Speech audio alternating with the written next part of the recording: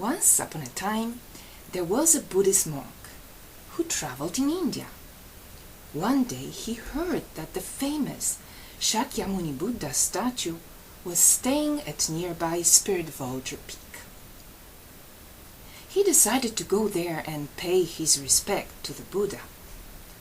On his way, he passed a farm where he saw two men working on opposite sides of the rice field. One was older and the other much younger. India is a tropical country and many poisonous snakes live there in the rice fields.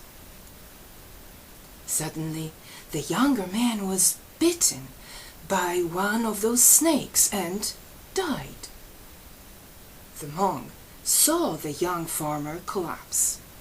He also noticed, to his great astonishment, that the older farmer paid no attention. He didn't even come over to see what the poor boy's trouble was. Amazed by the farmer's lack of concern, the monk walked up to him and asked, "Hey, you both working here. So is this young man related to you?" "Sure, he's my son," the old man replied calmly. "He's your son? Why, can't you see he's just died from a poisonous snake bite?" exclaimed the monk. "Yes, that's the way it goes, I guess. Can't do much about it. Can't raise folks from the dead," replied the farmer. The monk got angry at this heartless answer. Speechless, he just walked away. But the old man called after him, "Hey, where are you going?" "I'm heading for Spirit Vulture Peak to pay my respect to the Buddha," said the monk. "Oh, since you are going to Spirit Vulture Peak, you will pass my house on your way," shouted the old farmer. "Could you stop there and tell my wife to bring just one lunch today?" asked the farmer. Even more amazed by these words, the monk decided to visit the house. He arrived at the farm and met the farmer's wife.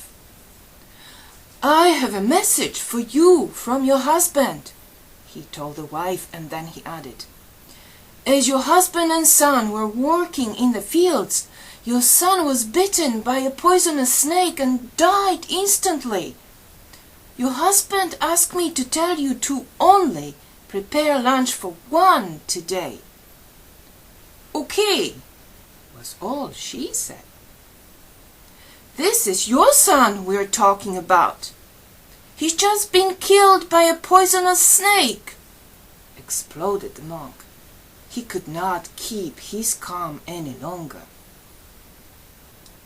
But the woman remained composed.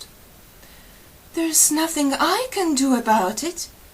If it was time for him to go, I couldn't have held him back." Now the stunned monk thought, "This old lady is just as devoid of human feelings as her husband." Just then, a young lady came out of her bedroom. The monk asked her if the young farmer was her husband. "Yes," she answered. The monk tried once again, saying, "I'm sorry to give you bad news, but he was just killed by a poisonous snake." But the young woman seemed as disturbed as her parents-in-law. Well, that's the way it goes. When one's lifespan has come to its end, one can do nothing about it, she explained simply. "Okay, so it is what it is," the monk got it finally. But then again, maybe he didn't die.